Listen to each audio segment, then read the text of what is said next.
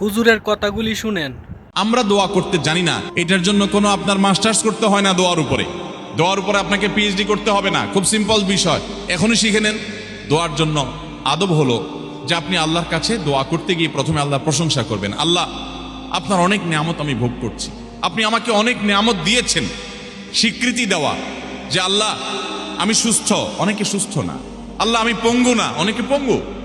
আল্লাহ আমাকে আপনি কত কিছু দিয়েছেন যেটা অনেককে দেন নাই। আমার চোখ দুটো ভালো, আমার অনেক নিয়ামত আমি আপনার ভোগ করছি। আল্লাহ, আমি আপনার নিয়ামতের শুকরিয়া আদায় করছি, স্বীকৃতি দিচ্ছি, কৃতজ্ঞতা আদায় করছি। হে আল্লাহ, আপনার রাসূলের প্রতি আপনি রহমত নাজিল করেন। আপনি যদি লম্বা চড়া বিস্তারিত না বলতে পারেন, আপনি সূরা ফাতিহাটা পড়েন, আলহামদুলিল্লাহ রাব্বিল, আল্লাহর প্রশংসা সেখানে হয়ে গেছে, আলহামদুলিল্লাহ রাব্বিল আলামিন পড়েন, দুরূদ শরীফ পড়েন, বাস। এরপরে আপনি এবার বলেন, আল্লাহ আপনি আমাকে মাফ করে দেন। আল্লাহ আমার বাবা চলে গেছেন, তাকে মাফ করে দেন। আল্লাহ আমার মা দুনিয়া থেকে চলে গেছেন, তাকে মাফ করে দেন। ভাইরা আমার, আসল কথা হলো আমরা সেই ব্যথাটাই অনুভব করি না।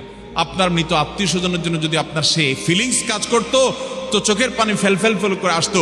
আপনি যদি আল্লাহর কাছে কোনো কিছু মায়ের পেজ দিয়া, অর্থাৎ সুন্দর করে সাজায় গোছায় বলতে নাও পারেন, আপনি নিশ্চিত থাকেন শুধু চোখের পানিটা যদি আপনি ফেলেন, চোখের পানিও আসে না, শুধু কান্নার ভান করে আপনি যদি আল্লাহর দিকে হাত তুলে আপনি যদি সময় কাটান এবং কিছু বলার চেষ্টা করেন, আল্লাহ রাব্বুল আলামিন আপনার দিলের ভাষাও পড়তে পারেন।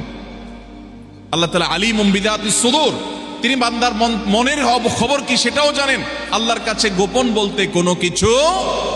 অতএব ভাইরা আমার, আমরা দোয়া করতে জানি না, এই অজুহাতে সারা জীবন দোয়া থেকে মাহরুম থাকা চলবে